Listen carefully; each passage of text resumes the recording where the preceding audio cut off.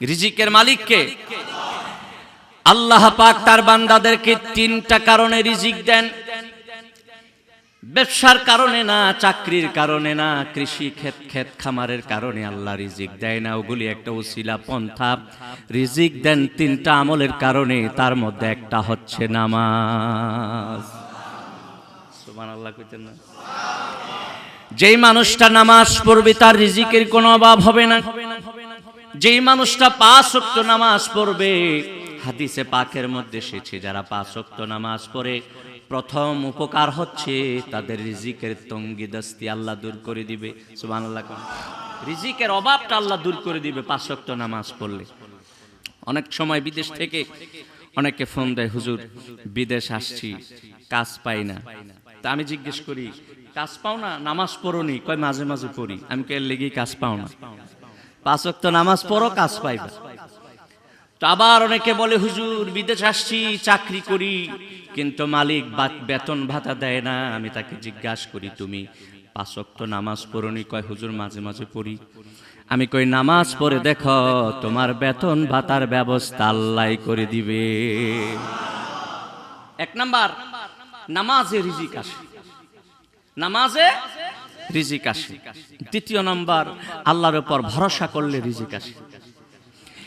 আল্লাহ পাক বলেন, ওমাইয়াতাওয়াক্কালাল্লাহি ফাহুয়া হাসবুহু। আল্লাহ বলেন, ও দুনিয়ার মানুষেরা, যারা আল্লাহর উপর ভরসা করে, আল্লাহর উপরে যারা ভরসা করে, আল্লাহ পাক তাদের জন্য যথেষ্ট হয়ে যায়।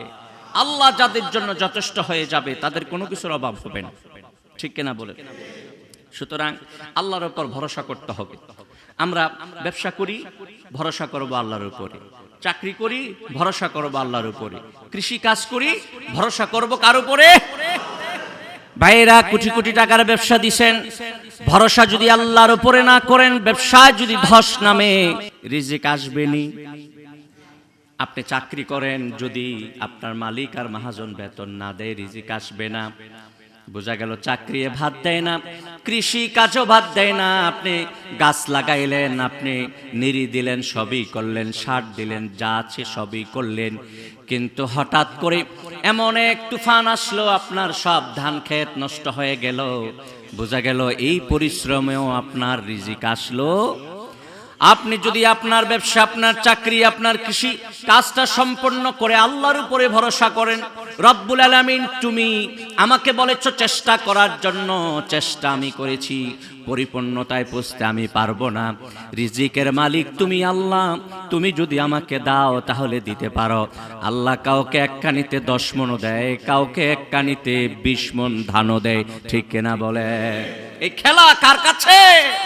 তার কাছে চাইতে হবে, তার উপরে ভরসা করতে হবে, তার জন্য রুকু সেজদা দিতে হবে, তাহলে আকাশ থেকে রিজিক অবশ্যই আসবে। ঠিক কিনা ভাইয়ের আমার? সম্মানিত হাজিরিন, আরেকটা আমল হচ্ছে রিজিক পাওয়ার আল্লাহকে ভয় করা। সুবহানাল্লাহ কইতেন না?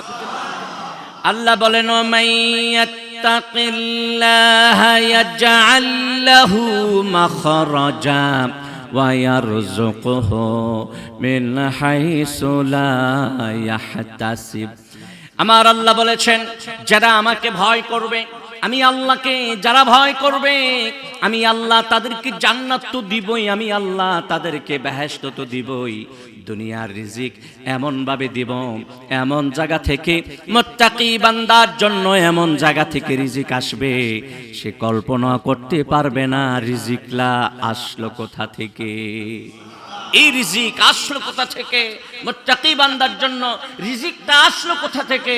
ওই মানুষ চিন্তাও করতে পারবে না, সে কল্পনাও করবে না এই রিজিকটা কোথা থেকে আল্লাহ পাঠিয়ে দিল। বলেন সুবহানাল্লাহ। সম্মানিত হাজিরিন, ওসিলা তো আছেই, সবকিছু চলবে, তার সাথে সাথে ভরসা থাকবে আল্লাহর উপরে, ভয় থাকবে কলিজায় আল্লাহর, সিজদা হবে আল্লাহর জন্য। ঠিক কিনা বলেন? এই 3টা আমল করলে আপনার রিজিকের কোনো তঙ্গি হবে না, অভাব হবে না। আল্লাহ পাক যত প্রকারের রিজিক আছে সব দিবে আপনাকে ইনশাআল্লাহ। এই সব কিছু হচ্ছে হালাল রিজিক। আর কিছু রিজিক, কিছু ওইটা রিজিকও না, এটা ময়লা। ঠিক কিনা? হারাম তো হারামই, এটা কোনো খাবার হতে পারে না। আপনি হারাম পথে কেন যাবেন? আপনি হালাল পথে থাকেন, যদিও তা একটা রুটি হয়। ঠিক কিনা বলেন? সম্মানিত মুসল্লিয়ানি করম, আল্লাহ পাকের দরবারে আমরা শুকরিয়া জ্ঞাপন করছি। আল্লাহ পাক আমাদের সকলকে আজকের পবিত্র জুমায় হাজির করেছেন, তাই আমরা সকলে পড়ছি আলহামদুলিল্লাহ। জুমার নামাজ একটি ইবাদত।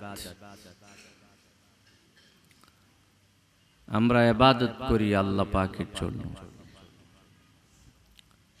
আল্লাহকে খুশি, রাজি, সন্তুষ্ট করার জন্য আমরা ইবাদত করি।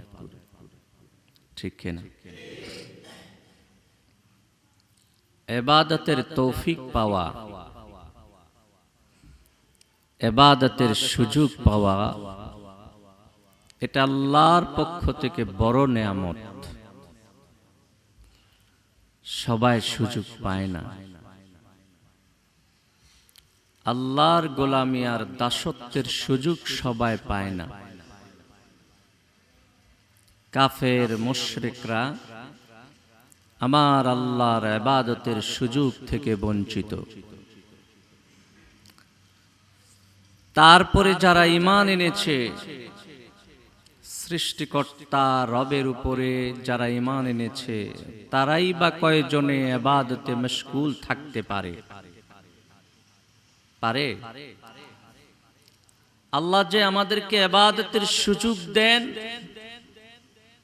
সেজন্য যদি মাবুদের দরবারে সিজদায়ও পড়ে থাকি, শুকরিয়া আদায় করে শেষ করতে পারবো? তবে শুকরিয়া আদায় করলে আল্লাহ সুযোগ বৃদ্ধি করবেন। আল্লাহ পাক বলেছেন, লা ইন শাকারতুম লা আযীদান্নাকুম। শুকরিয়া করলে আমি আল্লাহ কি করব? তোমাকে নেয়ামত বৃদ্ধি করে দিব। আপনি যে নেয়ামতটা পাইয়া শুকরিয়া আদায় করবেন, ওই নেয়ামতের মধ্যে বৃদ্ধি তো আসবেই, তার সাথে সাথে ভিন্ন নেয়ামত দ্বারা আল্লাহ পাক আপনাকে উপকৃত করবে। সম্মানিত হাজিরিন, আমাদের সৃষ্টির উদ্দেশ্যই হচ্ছে ইবাদত, মাবুদের গোলামি করা, দাসত্ব করা। বলবেন, হুজুর আমাদের মধ্যে অনেকে ব্যবসা করে, চাকরি করে, কৃষি কাজ করে, ওইটা কি করা যাবে না? অবশ্যই যাবে। উদ্দেশ্য থাকতে হবে ইবাদত। ব্যবসাটাকে উদ্দেশ্য বানান। ব্যবসা করব হালাল ভাবে, কামাই রোজগারি করব। পেটে যদি ভাত না আসে, তাইলে তো আপনি ইবাদত করতে পারবেন না। আপনার চাকরি, আপনার ব্যবসা, আপনার কৃষিকাজ যেন ইবাদতের জন্য সহায়ক হয়। ভাইয়ের আমার, আমাদের এই দুনিয়ার সমস্ত কাজ আমরা যা করি সব ইবাদতের জন্য করি। আমাদের ওই কাজগুলির মধ্যে আল্লাহ সওয়াব রেখেছে। আমরা রিজিকের সন্ধান করি, এটা তো করাই লাগবে। রিজিক ছাড়া চলা যাবে না। তবে একদল মানুষ আছে, তারা বৈধ পন্থায় উপার্জন করে রিজিক, আর একদল মানুষ আছে অবৈধ পন্থায় উপার্জন করে। একটা হালাল আর একটা হারাম, স্পষ্ট কথা। একটা হালাল আর একটা হারাম। এক লোকমা হারাম খাবার যদি আপনার এই দেহে প্রবেশ করে, ওই খাবার থেকে যদি একটু রক্ত গোশত সৃষ্টি হয়, ওইটা আল্লাহর বেহেশতে কোনোদিন যাবে না। ভাইয়েরা আমার, বোঝা গেল আমাদেরকে হালাল পন্থায় উপার্জন করতে হবে, হালাল রুজি বক্ষণ করতে হবে। হারাম রুজি বক্ষণ করা যাবে না, হারাম খাবার গ্রহণ করা যাবে রাজি আছেন সবাই? হালাল খেয়ে আপনি আমল করলে ওই আমলটা কবুল হবে আল্লাহর দরবারে অতি তাড়াতাড়ি। হারাম খেয়ে আমল করলে আমল কবুল হবে না।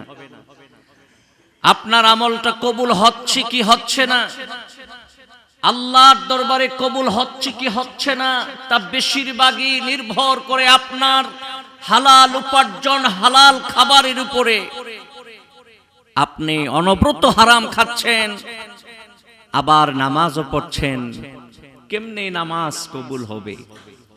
আপনি হারাম খাচ্ছেন, আল্লাহকে ডাক দিচ্ছেন, আল্লাহ আমি অসুস্থ, আমারে সুস্থ করে দাও, কেমনে আপনার দোয়াটা কবুল হবে?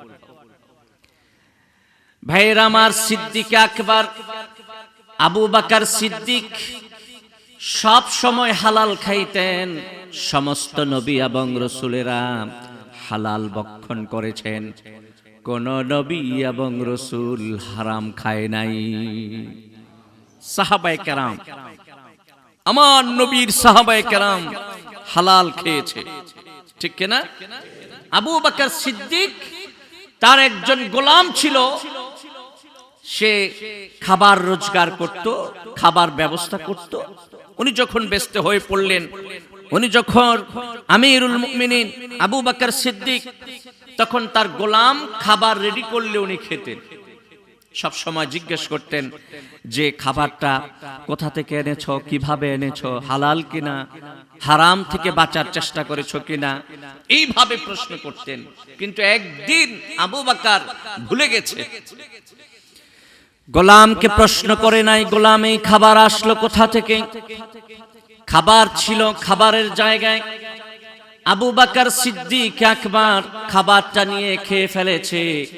তারপরে গোলাম এসে বলেছে, হুজুর খেয়ে ফেললেন, এই খাবার তো আপনার জন্য রাখা ছিল না, আপনি ভুলে খেয়ে ফেলেছেন, আজকে তো জিজ্ঞাসাও করলেন না। আবু বকর গোলামকে ডাক দিয়ে বললেন, গোলাম আমার কি হয়েছে বলো। কয়, জাহিলি যুগে আমি একটা মানুষের সাথে তন্ত্র মন্ত্রের কাজ করেছিলাম, সেখানে কিছু টাকা পাওনা ছিলাম, এতদিন পরে আমার ওই টাকা খাবারের বদৌলতে সে দিয়েছে, এটা তো নিশ্চয়ই আপনার জন্য হালাল না। আবু বকর ডাক দিয়ে বললেন, গোলাম রে আমার, কি করলা, কি করলা, আমাকে তুমি হালাক করে দিলা। সিদ্দিক আকবার আবু বকর সাথে সাথে বমি করার চেষ্টা করলেন, গলায় আঙ্গুল দিয়ে বমি করার চেষ্টা করলেন, বমি হচ্ছে না। একজন সাহাবী পরামর্শ দিল, হুজুর আপনি বেশি পরিমাণে পানি পান করেন, তারপরে বমি করার চেষ্টা করেন। আবু বকর সেইভাবে সেই তরিকায় করার কারণে আবু বকরের যে নাপাক খাবারটা পেটে গিয়েছিল সবটা বাহির হয়ে চলে এসেছে। ভাইরা আমার, সম্মানিত হাজিরিন, যারা ওলি আল্লাহ, যারা মুত্তাকি, যারা সাহাবায়ে কেরাম ছিলেন, তারা হারাম থেকে নিজেকে কত বেশি দূরে রাখতেন, হারাম থেকে বাঁচার চেষ্টা করতেন। কারণ একটু হারাম খাবার এই দেহের ভিতরে প্রবেশ করলে তারা জানতো আল্লাহর জান্নাতে যাওয়া যাবে। আল্লাহ পাক কষ্টের কামাইকে বড় পছন্দ করেন। অনেক নবী এবং রাসূলেরা, বেশিরভাগ নবী এবং রাসূলেরা, তাদের চাকরি ছিল, ব্যবসা ছিল, তাদের কৃষি কাজ ছিল, সেখান থেকে তারা খাবার উপার্জন করতেন। বলেন সুবহানাল্লাহ। হযরতে দাউদ আলাইহিস সালাম, উনি তো বাদশা ছিলেন। নবীদের মধ্যে যারা রাজা ছিলেন, বাদশা ছিলেন, তাদের মধ্যে দাউদ আলাইহিস সালাম অন্যতম। বলেন সুবহানাল্লাহ। আল্লাহর নবী দাউদ যখন রাজ দরবারে থাকতেন, খুবই ব্যস্ত থাকতেন। দাউদ আলাইহিস সালাম ইনকাম করার, কামাই করার, কষ্ট করে উপার্জন করার সুযোগ পেতেন না। এই কারণে রাজ দরবার থেকে, বাইতুল মাল থেকে, রাষ্ট্রীয় কোষাগার থেকে উনি কিছু ভাতা গ্রহণ করতেন, যেন তার পেট কোন রকম চলে। দাউদ আলাইহিস সালামের একটা অভ্যাস ছিল, নির্জনে, মাঝে মাঝে নির্জনে ছদ্মবেশে রাস্তায় নেমে পড়তেন, মানুষদেরকে জিজ্ঞাসা করতেন, কাউকে পাইলে অপরিচিত জিজ্ঞাসা করতেন, ভাই তুমি দাউদ আলাইহিস সালাম সম্পর্কে কি জানো, একটু বলো, সে ভালো না খারাপ? সুবহানাল্লাহ কইতেন না? আল্লাহর নবী দাউদ রাস্তায় নেমে যেতেন, সাধারণ মানুষ যারা দাউদকে চিনত না তাদেরকে জিজ্ঞাসা করতেন, দাউদ সম্পর্কে তোমার মতামত কি? তারপরে সে যেইভাবে বলতো, সে যদি ভালো বলতো শুকরিয়া আদায় করতেন, আর যদি কোনো দোষ বলতেন তাহলে ওই দোষটা পরিহার করার চেষ্টা করতেন। বলেন সুবহানাল্লাহ। নবীদের কোনো দোষ ছিল না, সবাই তো ভালো বলতো। দাউদ আলাইহিস সালাম যিনি আল্লাহর নবী ছিলেন, তাকে কে আর খারাপ বলবে? একদিনের কথা, উনি রাস্তায় বেরিয়ে পড়লেন, জিবরিল আমিন একটা যুবকের সুরত ধরে রাস্তায় এসেছে। দাউদ আলাইহিস সালাম ডাক দিয়ে বললেন, যুবক ভাই, তুমি দাউদ সম্পর্কে কি জানো? সুবহানাল্লাহ বলবেন। জিবরিল আমিন ডাক দিয়ে কয়, দাউদ সম্পর্কে অনেক ভালো জানি আমি, তিনি অনেক ভালো মানুষ, তার মতো ভালো মানুষ ওই সময় ওই জগতে ছিল না। কারণ যেই নবীকে আল্লাহ যেই জায়গায় প্রেরণ করেছেন, যেই সময়ে প্রেরণ করেছেন, ওই জায়গার জন্য, ওই সময়ের জন্য ওই নবী শ্রেষ্ঠ ছিল। বলেন সুবহানাল্লাহ। নবী রাসূলকে আল্লাহ উত্তম চরিত্র দিয়ে সৃষ্টি করেছেন, তাদেরকে উত্তম চেহারা দিয়ে সৃষ্টি করেছেন। কোন নবীকে আল্লাহ আদনা করে সৃষ্টি করে নাই, সবাইকে মর্যাদা দিয়ে সৃষ্টি করেছেন। সুবহানাল্লাহ। জিবরিল আমিন ডাক দিয়ে কয়, দাউদ সম্পর্কে আমি অনেক ভালো জানি, তিনি অনেক ভালো মানুষ, তবে ওনার ব্যাপারে আমার একটা মন্তব্য আছে। কয়, কি মন্তব্য? জিবরিল আমিন বলে, দাউদ তিনি রাষ্ট্রীয় কোষাগার থেকে তিনি ভাতা গ্রহণ করেন। আমার মনে চায় উনি যদি কষ্ট করে টাকা ইনকাম করে খেতেন, আর বেতন ভাতা আর রাষ্ট্রীয় কোষাগার থেকে কিছু না নিয়ে রাজ দরবার চালাইতেন, তাইলে ভালো হইতো। সুবহানাল্লাহ। আমি বলি না যারা চাকরি করে তারা বেতন নিতে পারবে না, আমি বলি না যারা সরকারি চাকরি করে সরকার থেকে বেতন নিতে পারবে না, এটা কথা না ভাইয়েরা আমার, ওইটা হচ্ছে অনেক বড় মর্যাদার কথা, ঠিক কিনা? জিবরিল আমিন বলছে, তিনি যদি রাষ্ট্রীয় কোষাগার থেকে ভাতা না নিয়া তিনি যদি নিজে একটা টাইম ব্যবসা করতেন, চাকরি করতেন, অন্য কোনো চাকরি করে টাকা ইনকাম করতেন, তাইলে বেশি খুশি হইতাম। দাউদ আলাইহিস সালাম সাথে সাথে আল্লাহর দরবারে মোনাজাতে হাত বানাইয়া দিলেন, রব্বুল আলামিন, আমি তো কিছুই করতে পারি না, তুমি আমার একটা কাজ শিখাইয়া দাও, যেই কাজের মাধ্যমে আমি ইনকাম করব, কামাই করব, আর রাষ্ট্রীয় কোষাগার থেকে আমার কিছুই নেওয়া লাগবে না।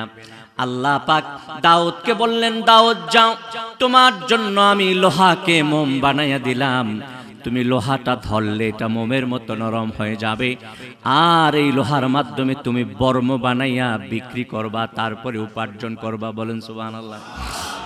দাউদ আলাইহিস সালাম এমন একজন নবী ছিলেন, তিনি লোহা হাতে নিলেই এটা মোমের মতো নরম হয়ে যেত। আমরা যেই লোহাকে আগুন দিয়ে, উত্তপ্ত আগুন দিয়ে নরম করি, দাউদ আলাইহিস সালামের আগুন লাগতো না। সুবহানাল্লাহ। আল্লাহ কি না পারে? হ্যাঁ, আল্লাহ সব পারে, পারে কিনা? ভাইয়ের আমার, রিজিকের মালিক আল্লাহ। আমরা এতটুকুই রিজিক পাবো আল্লাহর দরবার থেকে, এতটুকুই রিজিক পাবো যতটুকু আমাদের কিসমতে আছে। যদি আমরা বেশি লাফালাফি করি, বেশি চেষ্টা করি, বেশি কিছু করি, এমন কথা না, তাকদিরে যা লেখা আছে এর চেয়ে বেশি কামাই করতে পারবো, ঠিক কিনা বলেন? কপালে যা আছে এর চেয়ে বেশি পারবেন? আপনি যতই চেষ্টা করেন, আপনার কিসমতে আল্লাহ যা রেখেছে তাই কামাই করতে পারবেন। এবার সেটা আপনি ইচ্ছা করলে বৈধ অবৈধ দুইটা রাস্তা আছে। আপনি যদি বৈধ রাস্তায় যান এটা হালাল হবে, অবৈধ রাস্তায় গেলে এটা হারাম হবে। তবে আপনি যে পথে যান না কেন, কপালে যেটা আছে এটাই আসবে, ঠিক কিনা? না এর চেয়ে বেশি আনতে পারবেন? এর চেয়ে বেশি আনতে পারবেন না। আবার আপনি চেষ্টা একটু কম করলেও আল্লাহ পাক ওইটা আপনার ঘরে পৌঁছায় দিবে। বলেন সুবহানাল্লাহ। আমরা আবার অনেকের বিশ্বাস যে ব্যবসাটা না করলে রিজিক আসবে না।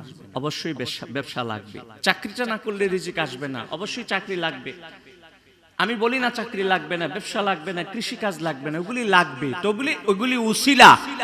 রিজিকের মালিককে আল্লাহ পাক তার বান্দাদেরকে তিনটা কারণে রিজিক দেন। ব্যবসার কারণে না, চাকরির কারণে না, কৃষি ক্ষেত খামারের কারণে আল্লাহ রিজিক দেয় না। ওগুলি একটা উসিলা পন্থা। রিজিক দেন তিনটা আমলের কারণে, তার মধ্যে একটা হচ্ছে নামাজ। সুবহানাল্লাহ কইতেন না? যেই মানুষটা নামাজ পড়বে তার রিজিকের কোনো অভাব হবে না। যেই মানুষটা 5 ওয়াক্ত নামাজ পড়বে, হাদিসে পাকের মধ্যে এসেছে যারা 5 ওয়াক্ত নামাজ পড়ে প্রথম উপকার হচ্ছে তাদের রিজিকের তঙ্গিদস্তি আল্লাহ দূর করে দিবে। সুবহানাল্লাহ। রিজিকের অভাবটা আল্লাহ দূর করে দিবে 5 ওয়াক্ত নামাজ পড়লে। অনেক সময় বিদেশ থেকে অনেকে ফোন দেয়, হুজুর বিদেশ আসছি, কাজ পাই না। তা আমি জিজ্ঞেস করি, কাজ পাও না, নামাজ পড়োনি? কয় মাঝে মাঝে পড়ি। আমি কে লেগে কাজ পাও না? 5 ওয়াক্ত নামাজ পড়ো, কাজ পাইবা। তো আবার অনেকে বলে, হুজুর বিদেশ আসছি, চাকরি করি, কিন্তু মালিক বেতন ভাতা দেয় না। আমি তাকে জিজ্ঞাসা করি, তুমি 5 ওয়াক্ত নামাজ পড়োনি? কয় হুজুর মাঝে মাঝে পড়ি। আমি কই, নামাজ পড়ে দেখো, তোমার বেতন ভাতার ব্যবস্থা আল্লাহ করে দিবে। 1 নাম্বার, নামাজে রিজিক আসে, নামাজে রিজিক আসে। 2 নাম্বার, আল্লাহর উপর ভরসা করলে রিজিক আসে। আল্লাহ পাক বলেন, ও মাইয়াতাওয়াক্কাল আলাল্লাহি ফাহুয়া হাসবুহু। আল্লাহ বলেন, ও দুনিয়ার মানুষেরা, যারা আল্লাহর উপর ভরসা করে, আল্লাহর উপরে যারা ভরসা করে, আল্লাহ পাক তাদের জন্য যথেষ্ট হয়ে যায়। আল্লাহ যাদের জন্য যথেষ্ট হয়ে যাবে তাদের কোনো কিছুর অভাব হবে না। ঠিক কিনা বলেন? সুতরাং আল্লাহর উপর ভরসা করতে হবে। আমরা ব্যবসা করি, ভরসা করব আল্লাহর উপরে। চাকরি করি, ভরসা করব আল্লাহর উপরে। কৃষি কাজ করি, ভরসা করব কার উপরে? ভাইরা কোটি কোটি টাকার ব্যবসা দিছেন, ভরসা যদি আল্লাহর উপরে না করেন, ব্যবসায় যদি ধস নামে, রিজিক আসবেনি। আপনি চাকরি করেন, যদি আপনার মালিক আর মহাজন বেতন না দেয়, রিজিক আসবে না। বোঝা গেল, চাকরি ভাত দেয় না, কৃষি কাজও ভাত দেয় না। আপনি গাছ লাগাইলেন, আপনি নিড়ি দিলেন, সবই করলেন, সার দিলেন, যা আছে সবই করলেন, কিন্তু হঠাৎ করে এমন এক তুফান আসলো, আপনার সব ধান ক্ষেত নষ্ট হয়ে গেল। বোঝা গেল এই পরিশ্রমেও আপনার রিজিক আসলো।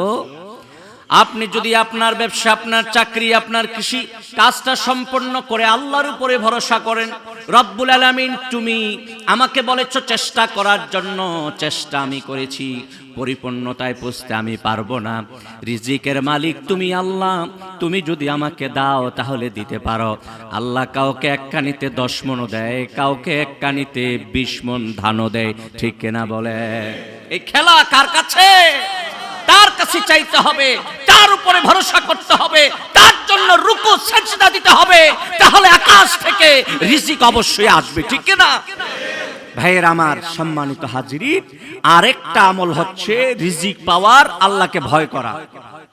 সুবহানাল্লাহ কইতেন না? আল্লাহ বলেন, ও মাইয়াত্তাকিল্লাহা ইয়াজআল লাহু মাখরাজা ওয়ায়ারযুকুহু মিন হাইসু লা ইয়াহতাসিব। আমার আল্লাহ বলেছেন, যারা আমাকে ভয় করবে, আমি আল্লাহকে যারা ভয় করবে, আমি আল্লাহ তাদেরকে জান্নাত তো দিবই, আমি আল্লাহ তাদেরকে বেহেশত তো দিবই। দুনিয়ার রিজিক এমন ভাবে দিব, এমন জায়গা থেকে, মুত্তাকি বান্দার জন্য এমন জায়গা থেকে রিজিক আসবে, সে কল্পনা করতে পারবে না রিজিকলা আসলো কোথা থেকে। এই রিজিক আসলো কোথা থেকে? মুত্তাকি বান্দার জন্য রিজিকটা আসলো কোথা থেকে? ওই মানুষ চিন্তাও করতে পারবে না, সে কল্পনাও করবে না এই রিজিকটা কোথা থেকে আল্লাহ পাঠিয়ে দিল। বলেন সুবহানাল্লাহ। সম্মানিত হাজিরিন, ওসিলা তো আছেই, সবকিছু চলবে, তার সাথে সাথে ভরসা থাকবে আল্লাহর উপরে, ভয় থাকবে কলিজায় আল্লাহর, সিজদা হবে আল্লাহর জন্য। ঠিক কিনা বলেন? এই 3টা আমল করলে আপনার রিজিকের কোনো তঙ্গি হবে না, অভাব হবে না। আল্লাহ পাক যত প্রকারের রিজিক আছে সব দিবে আপনাকে ইনশাআল্লাহ। এই সব কিছু হচ্ছে হালাল রিজিক। আর কিছু রিজিক, কিছু ওইটা রিজিকও না, এটা ময়লা। ঠিক কিনা? হারাম তো হারামই, এটা কোনো খাবার হতে পারে না। আপনি হারাম পথে কেন যাবেন? আপনি হালাল পথে থাকেন, যদিও তা একটা রুটি হয়। ঠিক কিনা বলেন?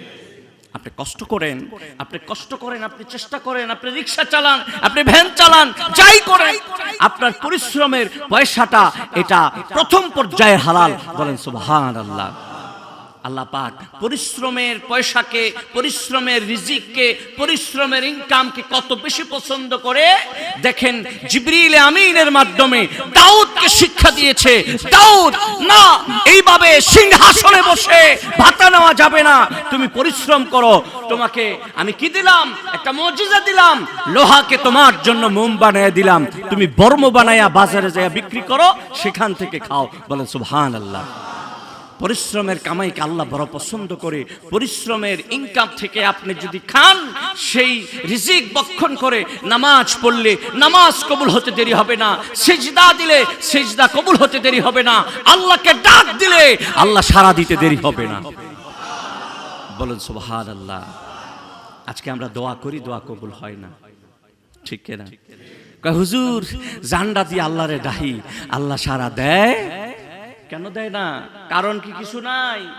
আল্লাহ তো বলেছে উদউনি আস্তাজিব লাকুম, বান্দা আমি তো সাড়া দেওয়ার জন্যই বসে আছি। সুবহানাল্লাহ। আল্লাহ ডাক দিয়ে বলে বান্দা তুই আমারে ডাক, তুই আমারে ডাক, তুই আমারে ডাক, তুই আমারে ডাক না দিলে কে দিবে? আর আমি আল্লাহ সাড়া না দিলে তোর ডাকের সাড়া কে দিবে? আল্লাহর মতো এমন কথা কেউ বলে নাই, কোনো রাজা বাদশা বলে নাই আমার কাছে চাও চাইলে দেমু, আমাকে ডাক দাও, ডাক দিলেই সাড়া দিব। তবে আমরা বৈধ পন্থায় ডাক দিই না, হারাম খাইয়া ডাক দিলে, নাপাক খেয়ে ডাক দিলেই ডাক কোনোদিন কবুল হবে? এই ডাকের সাড়া কোনোদিন আসবে না। ভাইয়েরা আমার, আপনি আপনার কপালে যেই রিজিক আছে, এটা আপনি যেই পন্থায় চেষ্টা করেন এটা আসবেই। আসুন আমরা বৈধ পন্থায় চেষ্টা করি, আসুন আমরা হালাল পন্থায় চেষ্টা করি, হারাম বর্জন করি। হারাম বর্জন করলে আল্লাহর রহমত আমাদের উপর নাজিল হবে। বলুন সুবহানাল্লাহ। আল্লাহ তুমি আমাদেরকে হালাল রিজিকের ব্যবস্থা করে দাও। প্রত্যেকটা নবী এবং রসুল হালাল রিজিকের জন্য চেষ্টা মেহনত করেছেন। এটাও ইবাদত, এটাও ইবাদত। ব্যবসা কি ইবাদত নয়? আত-তাজিরুস সাদুকুল আমিন মা'আন নাবিয়িনা ওয়াস-সিদ্দিকিনা ওয়াশ-শুহাদা'i ওয়াস-সালিহিন। সত্যবাদী ব্যবসায়ী তারা কোথায় থাকবে জানেননি? তারা নবীদের সাথে থাকবে, রাসূলদের সাথে থাকবে, সিদ্দিকিন এবং সালিহিনদের সাথে থাকবে। বলেন সুবহানাল্লাহ। এই আমরা যে কৃষি কাজ করি এটাও ইবাদত। হাদিসে পাকের মধ্যে এসেছে, আল্লাহ রাসূল বলেছেন তোমার হাতে একটা গাছ আছে, শুনতেছো এখন কিয়ামত হয়ে যাবে, খবর পেয়েছো যে কিয়ামত এখন হয়ে যাবে, তোমার হাতে একটা গাছ আছে, কি করবা? গাছটা ফেলে দিয়ে দৌড় দিবা? না, গাছটা রোপণ করো, তারপরে তুমি কিয়ামত হোক যা হোক হয়ে যাক, তুমি এই গাছটা রোপণ করার কারণে তুমি আল্লাহর দরবার থেকে সওয়াব পেয়ে যাবে। বলেন সুবহানাল্লাহ। প্রত্যেকটা আমল ইবাদত হবে যদি আল্লাহর নির্দেশ মতো করি, আল্লাহর হুকুম মতো করি। আল্লাহ প্রদত্ত হুকুম মতো করলে আমাদের প্রত্যেকটা দুনিয়াবি কাজও ইবাদতের খাতায় লিপিবদ্ধ হয়ে যাবে। আল্লাহ যেন কবুল করে, মঞ্জুর করে। বলুন আমিন। ওয়া মা আলাইনা ইল্লাল বালাগ। ওয়াসসালামু আলাইকুম ওয়া রাহমাতুল্লাহ।